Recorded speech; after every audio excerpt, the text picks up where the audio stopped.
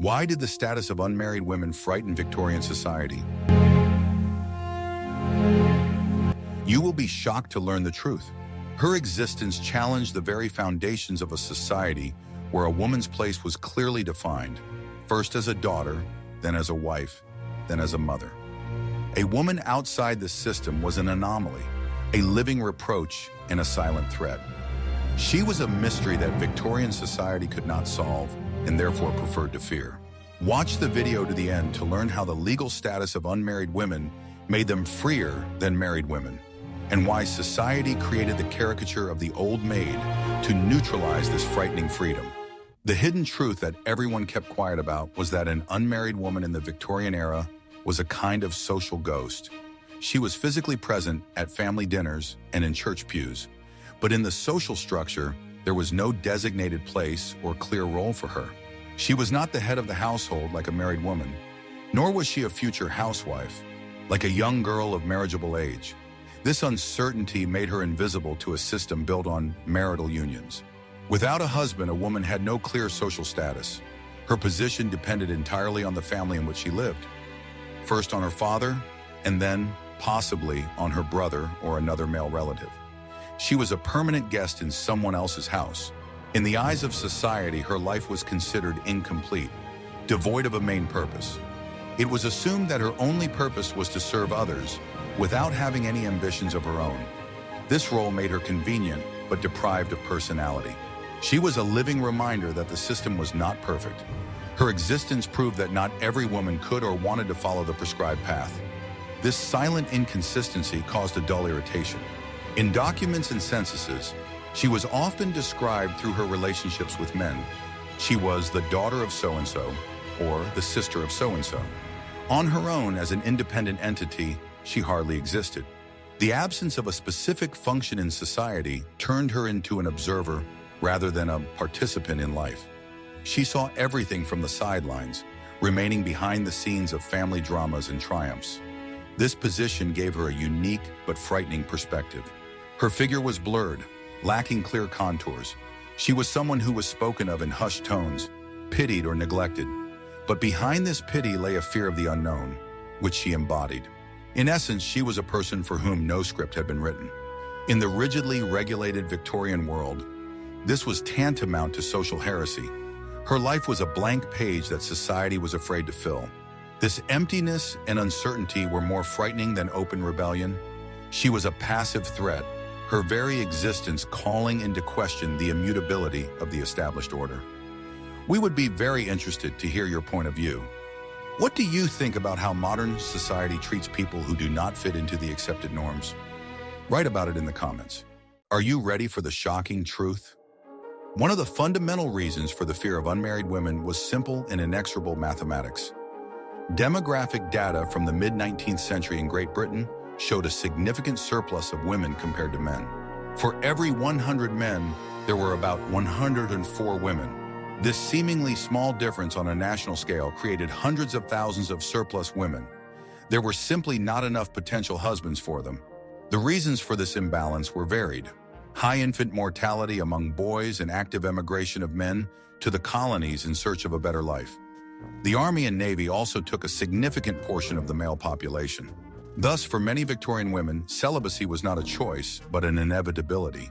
Even the most beautiful, educated, and virtuous girls could be left without a partner. It was a cruel lottery in which many were unlucky. Society was faced with a problem of its own making. It extolled marriage as the only worthy destiny for a woman, but at the same time, it could not provide this destiny for everyone. This demographic fact undermined the very idea that every woman was made for marriage. If that were the case, then nature or God had made a serious mistake in their calculations. Such a thought was uncomfortable and even seditious. Surplus women became a social problem that had to be solved somehow. They had to be controlled, given something to do, and integrated into society. Otherwise, they could become a source of instability. The term surplus woman itself was humiliating. It reduced a person to a statistical error. A woman was perceived not as a human being, but as a unit that had not found its counterpart. This surplus created competition in the marriage market. Families with daughters of marriageable age made enormous efforts to secure a good match for them. An unmarried relative was a living reminder of possible failure. Thus, the fear of unmarried women was partly a fear of harsh reality. She was proof that the ideal family model was unattainable for everyone. How should society deal with thousands of educated women for whom there were simply no husbands? In the next chapter, you will learn about a legal secret that made unmarried women freer than married women. I will reveal the most closely guarded secret of Victorian law. The fact is that according to the law, an unmarried woman, known as a femme sole, had a remarkable amount of rights. She could own property and land in her own name. She had the right to enter into contracts and run her own business. She could also sue and be sued as an independent legal entity. In essence, she was almost equal to a man in the eyes of the law. But everything changed dramatically when a woman got married. She became a femme covert, a woman undercover. Her legal personality was completely absorbed by that of her husband. From that moment on, she could no longer own property. All her assets, including her dowry and inheritance, automatically passed under the control of her spouse. He could dispose of them at his discretion. A married woman could not sign contracts without her husband's consent. She did not even have legal rights to the money she earned. It also belonged to him. This legal doctrine was called coverture. It was based on the idea that a husband and wife were one entity, and that entity was the husband. The wife was under his protection, but that protection came at the cost of her freedom. Thus, despite all the social pressure, an unmarried woman was, from a legal point of view, a much freer and more independent person. She retained control over her life and finances. It was this freedom that was feared. The idea that a woman could consciously choose celibacy in order to retain her property and independence was subversive. It contradicted the entire ideology of patriarchal society. After all, it meant that marriage was not a blessing, but a legal trap. This legal paradox created enormous tension. Society extolled marriage, but the law made it an act of complete subjugation for women. An unmarried woman was the living embodiment of this uncomfortable truth. Later, with the passage of the Married Women's Property Acts in the second half of the century, the situation began to change. But for most of the era, it was the status of femme sole that was the only way for a woman to retain her legal and economic autonomy. And this was a fact that Victorian society preferred not to publicize. What you are about to learn will turn your perception of the Victorian family upside down. Behind the sentimental images lay a harsh economic reality. In this reality, an unmarried daughter or sister was often perceived as a financial burden. In an ideal world, a daughter was supposed to marry and become the responsibility of her husband. This was not only a social transition, but also an economic one. The responsibility for her maintenance was transferred to another family. If this did not happen, she remained in the care of her own family. Her father, and after his death, her brothers, were obliged to provide for her for the rest of her life. It was a lifelong financial responsibility. For middle-class families where budgets were strictly planned, this could be a serious problem.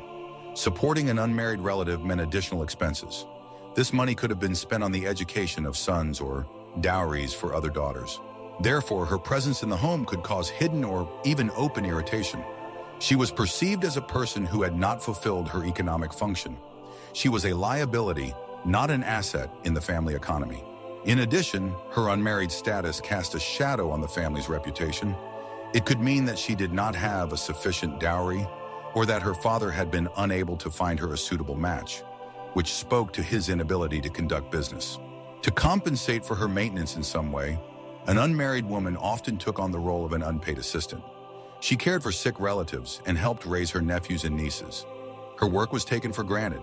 She became an auntie, a universal resource for the whole family. She was used to perform duties that others did not have time for. At the same time, her own needs and desires were often ignored. This fear of economic burden was very strong. It forced parents to make every effort to marry off their daughters. Sometimes this led to loveless marriages based solely on calculation. Thus, an unmarried woman was feared not only as a social anomaly, but also as a potential drain on the family budget. What options were open to a woman who could not or did not want to marry? In the next chapter, you will learn about the most common, but also the most humiliating profession for a woman from a good family. For an unmarried middle-class woman who was educated but had no means of support, the choice of professions was extremely limited. The most common and socially acceptable option was to work as a governess. However, this role placed women in a painful and ambiguous position. A governess was not a servant, but she was not a member of the family either. She was a lady by birth and education, but at the same time she was a hired worker who received a salary for her labor. This intermediate position led to constant loneliness. The servants treated her with suspicion, as an outsider from the upper class, and the owners of the house kept her at a distance to emphasize her subordinate status. She dined alone after the children had been fed. She spent her evenings in her room, excluded from the family circle in the living room. Her life was spent in isolation under someone else's roof. Her work was exhausting and thankless. She was fully responsible for the education and manners of her pupils. But at the same time, she had no real authority and often faced capriciousness and disobedience. A governess's salary was very low. Often it was barely enough to buy modest clothes and set aside a pittance for old age. There was no question of financial independence. Her future was uncertain and bleak. When her pupils grew up, she became unnecessary. She had to look for a new job, proving her competence over and over again. The presence of an educated but poor young woman in the house could also cause tension. The lady of the house might see her as a potential rival, and adult sons might pay her unwanted attention. The governess was a symbol of female vulnerability. Her position demonstrated what could happen to a woman from a good family if she did not have a husband or wealth. She was a living warning to others. Thus, even an unmarried woman who was taken in remained a source of discomfort. She was a constant reminder of the fragility of a woman's fate. Her quiet and dependent life was a reality that was feared and avoided at all costs. This is what happens behind the closed doors of Victorian living rooms. One of the most effective ways to control unmarried women was to create and maintain a derogatory stereotype. Society turned the figure of the single woman into a caricature known as the old maid. This image was deliberately endowed with the most repulsive traits. The old maid was portrayed as a mean, quarrelsome, and perpetually dissatisfied person. It was believed that the absence of family life had made her character unbearable. She was credited with a passion for gossip and intrigue. In novels and plays, she often appeared as a character who sowed discord and interfered in other people's affairs. This was a reflection of the fear of her observant nature and abundance of free time. The appearance of the caricatured old maid was also unattractive. She was depicted as thin, angular, and unfashionably dressed. This image was intended to emphasize her unwantedness among men. Another typical feature was eccentricity. It was believed that a solitary life led to the development of strange habits and quirks. This portrayed her as abnormal, deviating from the generally accepted standard. This stereotype was a powerful tool of social pressure. It served as a scare tactic for young girls. They were told, "Get married or you will turn into a pitiful and ridiculous creature." It also allowed society to justify its contemptuous attitude toward unmarried women. If they were so unpleasant, then they were to blame for their loneliness. This relieved society of any responsibility. This image was so powerful that many women feared it like fire. They tried not to display traits that could be associated with an old maid. They suppressed their intellect, hid their opinions, and tried to be as inconspicuous as possible. In reality, many unmarried women were educated, kind, and active. They were involved in charity work, wrote books, and cared for their relatives. But the culture preferred to see them only as caricatures. The creation of this repulsive image was a form of psychological warfare. It was designed to deprive unmarried women of their dignity and devalue their life choices. Why was it so important for society to create this repulsive image? But at the end of the era, this caricature was replaced by a new, far more frightening figure. In the next chapter, you will learn about the new woman who openly challenged the entire Victorian world. In the last decades of the Victorian era, a figure appeared on the scene who no longer provoked ridicule, but genuine fear. This was the new woman. She was a direct and conscious challenge to the patriarchal order. The new woman was educated.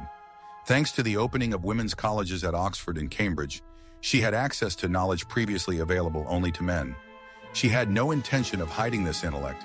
She strove for economic independence. She mastered new professions, becoming a typist, journalist, or doctor. Work for her was not a bitter necessity, but a form of self-realization. The new woman often consciously refused marriage.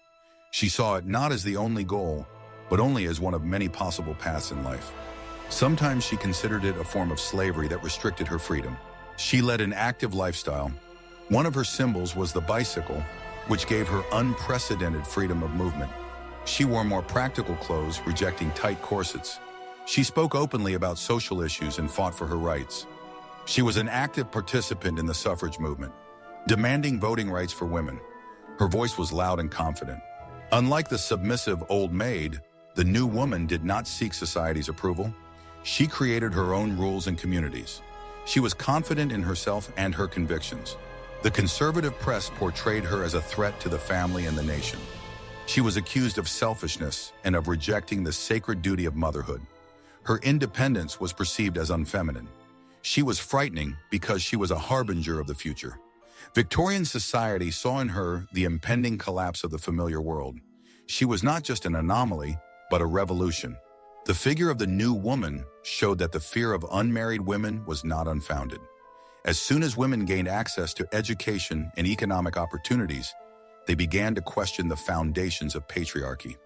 This was the main nightmare of Victorian society. In the world of the Victorian aristocracy and bourgeoisie, marriage was not so much a union of hearts as a financial transaction. It served as an essential tool for preserving and increasing family capital. And an unmarried woman could disrupt this well-oiled system. The basic principle of inheritance was patrilineal. Wealth and property had to be passed down through the male line. Women were merely a conduit for this transfer, bringing their dowry from their father's family to their husband's family. Entire fortunes, estates, and titles depended on properly arranged marriages. A union with an heiress could save a ruined aristocratic family, and the marriage of a daughter to a wealthy man could strengthen the position of her own family. An unmarried female heiress was a serious problem. If she did not marry, her fortune remained under her own control. She could dispose of it as she saw fit. After the adoption of the Acts on the property of married women, this threat became even more real. Now, even after marriage, a woman retained the rights to her property, but an unmarried woman had even greater freedom of action. They could bequeath their money and land to anyone they wanted. For example, to a charitable organization, another woman, or a distant relative.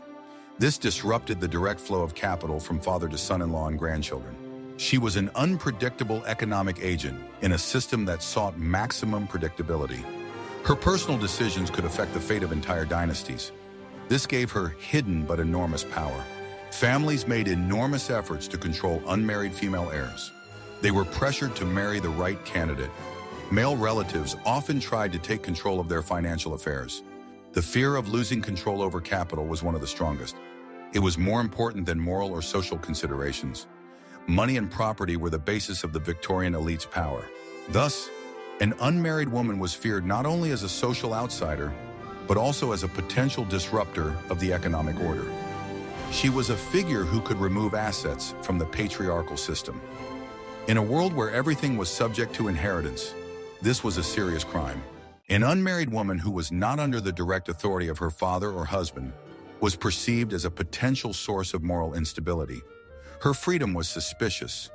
It was believed that a woman without male guidance could easily stray from the true path. Therefore, her life was subject to constant public scrutiny. Her every move, every acquaintance, every action was examined under a microscope. She was watched by her neighbors, relatives, and the entire local community. Her reputation was her most valuable and, at the same time, most fragile asset. The slightest misstep or even an unfounded rumor could ruin her forever. She lived in constant fear of making a mistake. She was subject to a special, stricter code of conduct. She could not travel freely alone. She could not receive male guests at her home without a chaperone present. Any display of independence or originality in judgment could be interpreted as a sign of bad character. She was expected to be modest, submissive, and lead an almost monastic lifestyle. She had to be inconspicuous. This total control was a way of neutralizing her potential danger. Society placed her in an invisible cage of rules and conventions. This prevented her from exercising her freedom. Her communication with men was considered particularly suspicious. Any friendship could be interpreted as an inappropriate relationship. She was constantly suspected of having secret, romantic, or selfish intentions. This moral terror was an effective means of suppression. It forced many women to lead secluded and restricted lives. They were afraid to step outside the boundaries for fear of condemnation. The fear of female sexuality uncontrolled by the bonds of marriage was one of the main driving forces behind this surveillance.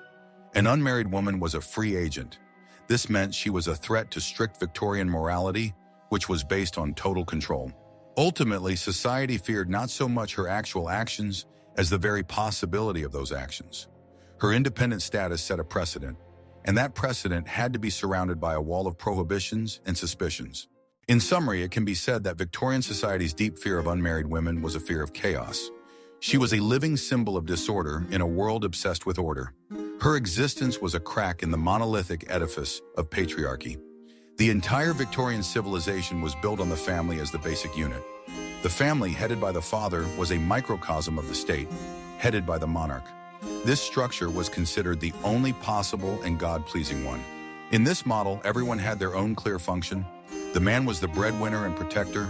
The woman was the angel of the house, the keeper of the hearth and morals. An unmarried woman fell outside this orderly system. She had no cell of her own, no prescribed function. She was an element that did not fit into the scheme. Her existence, voluntary or involuntary, proved that this scheme was not universal. It hinted that other forms of life were possible. This idea was subversive because it called into question the immutability of the entire social order. If a woman could live her life without a husband, then a man was not so necessary.